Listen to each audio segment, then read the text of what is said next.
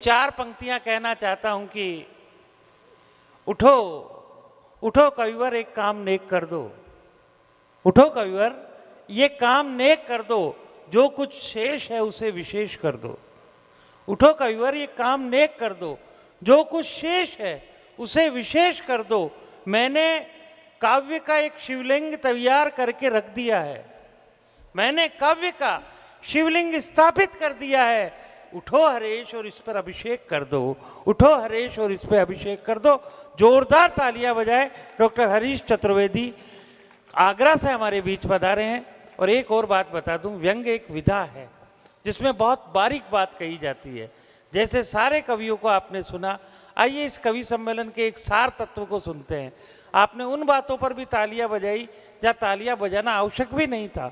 यह आपका प्यार है, लेकिन अब वो बातें हैं जो इस कवि सम्मेलन की समरी है, वो इस कवि सम्मेलन का रस है, वो इस कवि सम्मेलन का सूत्र है। जोरदार तालियों से स्वागत करें डॉक्टर हरीश चतुर्वेदी।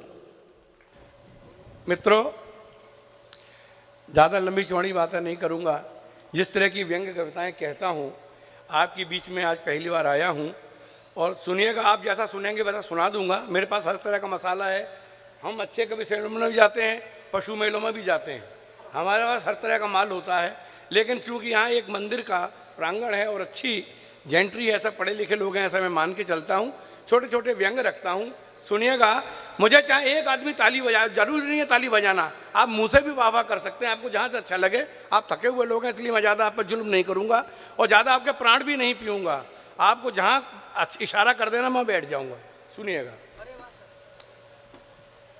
हमने एक सरकारी मास्टर से पूछा, इस देश में देखिए समस्याएं क्या हैं और व्यंग्य कहाँ चोट करता है।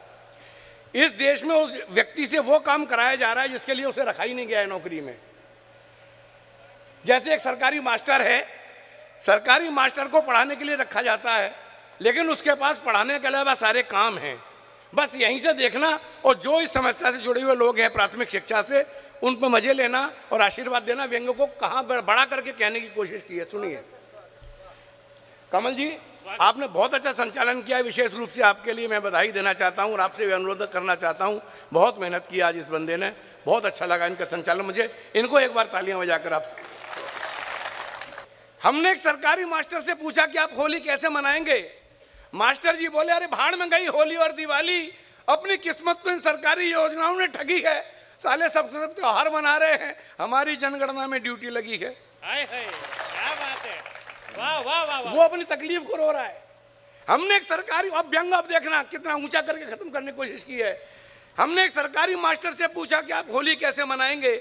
मास्टर जी बोले, यार भाड़ में गई होली और दिवाली, अपनी किस्मत तो इन सरकारी योजनाओं ने ठगी है। साले सबके सब त्योहार मना रहे हैं, हमारी जनगणना में ड्यूटी लगी है। रजिस्टर कंधे पर लटकाए, आंखों का जाल बुनने में लगे हैं और आप सबने पैदा करके छोड़ दिए, हम गिनने में लगे हैं। क्या बात है, वाह वाह वाह। कि रजिस्टर कंधे पर लटकाए, आंकड़ों का जाल बुनने में लगे हैं और आप सबने पैदा कर करके छोड़ दिए, हम गिनने में लगे हैं, हम गिनने में लगे हैं, हम गिनने में लगे हैं। एक व्यंग्य जिसका जिक्र हुआ था, नोटबंदी। नोटबंदी पर देश में इससे बेहतर कविता नहीं लिखी गई। यह मेरा भ्रम नहीं है, यह मेरा विश्वास है। आपको सुनाता हूं, सुनिएगा।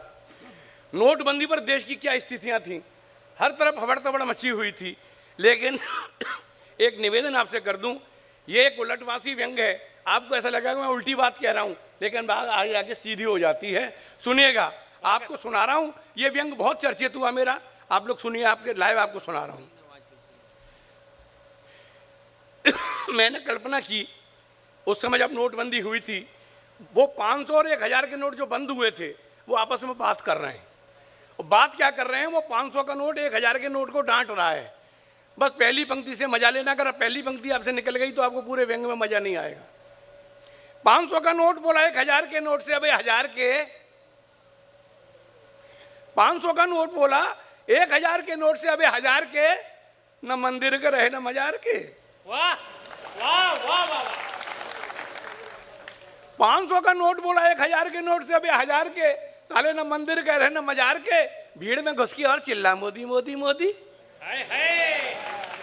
भीड़ में घुस के और चिल्ला मोदी मोदी मोदी। आ गया तो उसने सबसे पहले तेरी कब्र खोदी। क्या बात है। भीड़ में घुस के और चिल्ला मोदी मोदी मोदी। आ गया तो उसने सबसे पहले तेरी कब्र खोदी। भाई ये जवानी भर देता था बूढ़े में, 1000 के नोट में ताकत थी, उसकी ताकत को चैलेंज कर रहा है कि भाई ये जवानी भर देता था बूढ़े में, जा डूब मर गंगा में, जल के मर कूड़े में। देश को खूब उलझाया तूने नए और पुराने में। अबे कोई कसर नहीं रखी अपने साथ मुझे भी बिना बात मरवाने में। वो तो मैं था, अपनी इज्जत बचा गया और किसी तरह से भेज बदल के आ गया। क्या बात है, वाह वाह वाह वाह वाह वाह। देश को खूब उलझाया तूने नए और पुराने में। अबे कोई कसर नहीं रखी अपने साथ में मुझे भी बिना बात मरवाने में। वो तो मैं था, अपनी इज्जत बचा गया और किसी तरह से भेज बदल के आ गया। अब बनाकर होठों का गोला 1000 का नोट बोला, बनाकर होठों का गोला 1000 का नोट बोला। अबे अद्धे रहे गधे के गधे, अबे अद्धे रहे गधे के गधे, तू क्या सोचता है मैं मर गया हूं? अबे मैं मरा नहीं हूं, मैंने सिर्फ रंग बदला है और लाल से गुलाबी होकर दुगनी ताकत से सरकार के समर्थन में खड़ा हो गया हूं। क्या बात है, वाह वाह वाह वाह वाह। तू क्या सोचता है मैं मर गया हूं? अबे मैं मरा नहीं हूं, मैंने सिर्फ रंग बदला है और लाल से गुलाबी होकर दुगनी ताकत से सरकार के समर्थन में खड़ा हो गया हूं। रंग बदलना तो पॉलिटिक्स का चरित्र है, इसलिए रंग बदलना मेरी मजबूरी था। काले धन और आतंकवाद से लड़ने के लिए ऐसा करना बहुत जरूरी था, ऐसा करना बहुत जरूरी था, ऐसा करना बहुत जिंदाबाद जिंदाबाद, ऐसा करना बहुत जरूरी था, ऐसा करना बहुत जरूरी था। मित्रों, छोटी छोटी सी कविताएं, टुकड़े हैं ये। आपको अच्छा लग रहा है तो एक बार मुझे ताली बजाकर आशीर्वाद दे दीजिए।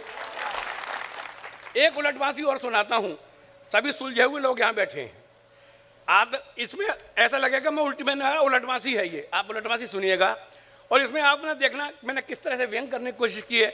हम लोग हर साल एक त्योहार मनाते हैं नागपंचमी, और जहाँ तक मेरी जानकारी उस दिन हम सांपों को दूध पिलाते हैं और एक विशेषता होती है, उस दूध में हम नमक डाल दिया करते हैं। पहली पंक्ति से आखिरी पंक्ति तक आप सुनिएगा, अगर पहली पंक्ति मिस हुई तो आपका व्यंग समझ में नहीं आएगा। बस यहीं से निवेदन के साथ सुना रहा हूँ, सुनिए कमल भाई कि नागपंचमी के दिन हमें एक सांप ने दूध पिलाया। थोड़ी देर लगेगी समझने में। नागपंचमी के दिन हमें एक सांप ने दूध पिलाया। दूध पीकर हमने पूछा क्यों बे सांप, तूने इस दूध में नमक तो नहीं मिलाया? इतना सुनते ही सांप बोला आस्तीन के आदमी, आस्तीन के आदमी। वाह वाह वाह वाह वाह वाह वाह। कि नागपंचमी के दिन हमें एक सांप ने दूध पिलाया। दूध पीकर हमने पूछा क्यों बे सांप, तूने इस दूध में नमक तो नहीं मिलाया? इतना सुनते ही सांप बोला आस्तीन के आदमी, दूध में नमक मिलाकर पीना तो हमारे लिए होता है लाजमी। तुम्हारे दूध में मिलाया तो तुम त्योहार की भी बदनामी करोगे। हमें मालूम है तुम नमक के साथ भी नमक हरामी करोगे। वाह, हमें मालूम है वाह वाह वाह वाह वाह, नमक हरामी करोगे। जिंदाबाद। मालूम है तुम नमक के साथ भी नमक हरामी करोगे। एक व्यंग देखना, देश सेवा का इस देश में क्या अर्थ हो गया है। मैं नेता शब्द का कभी प्रयोग नहीं करता अपनी कविता में, एक मजबूरी रही मुझे इसमें प्रयोग करना पड़ा। इस देश में नेता किसी भी पार्टी का हो, लेकिन इस देश में देश सेवा का अर्थ इस समय क्या हो गया है। चुनाव में हारा बेसहारा, चुनाव में हारा बेसहारा, चुनाव में हारा तो बेसहारा, चुनाव में हारा बेसहारा। एक नेता एक भेड़िए के सामने जाकर पुकारा कि अबे भेड़िए, मैं चुनाव हार गया हूं, अब मैं देश सेवा कैसे करूंगा, तू मुझे खा ले, अपनी भूख मिटा ले। इतना सुनते ही भेड़िया मुस्कुराए, हुजूर यह शहर नहीं है जहां आदमी आदमी को खाता है। इतना सुनते ही भेड़िया मुस्कुराए, हुजूर ये शहर नहीं है जहां आदमी आदमी को खाता है, अरे ये जंगल है, इसकी भी कुछ मर्यादा है। मैं इस मर्यादा को पार नहीं करूंगा, सिर्फ आदमी खाता हूं, आपको किसी भी कीमत पर नहीं खा सकूंगा। क्या बात है, वाह वाह वाह वाह वाह। मैं इस मर्यादा को पार नहीं करूंगा, सिर्फ आदमी खाता हूं, आपको किसी भी कीमत पर नहीं खा सकूंगा। ये सुनकर नेता को राया बदतमीज, तू बातें खूब बनाता है, मेरी समझ में नहीं आता मुझे क्यों नहीं खा जाता, बता आखिर मुझे खाने में तुझे क्या बात होती है। भेड़िया मुस्कुराए, पहलवान गंदी चीजें खाने से बुद्धि खराब होती है। वाह वाह वाह वाह वाह वाह। भेड़िया मुस्कुराए, पहलवान गंदी चीजें खाने से बुद्धि खराब होती है, गंदी चीजें खाने से बुद्धि खराब होती है।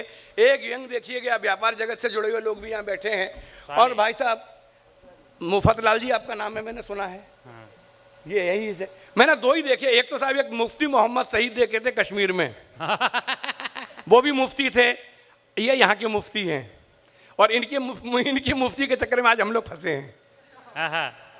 सुनिएगा, एक व्यंग आपके सिम बीच में रखता हूँ। आयकर विभाग जैसे ड्राई सब्जेक्ट पे कोई आपको हंसा नहीं सकता।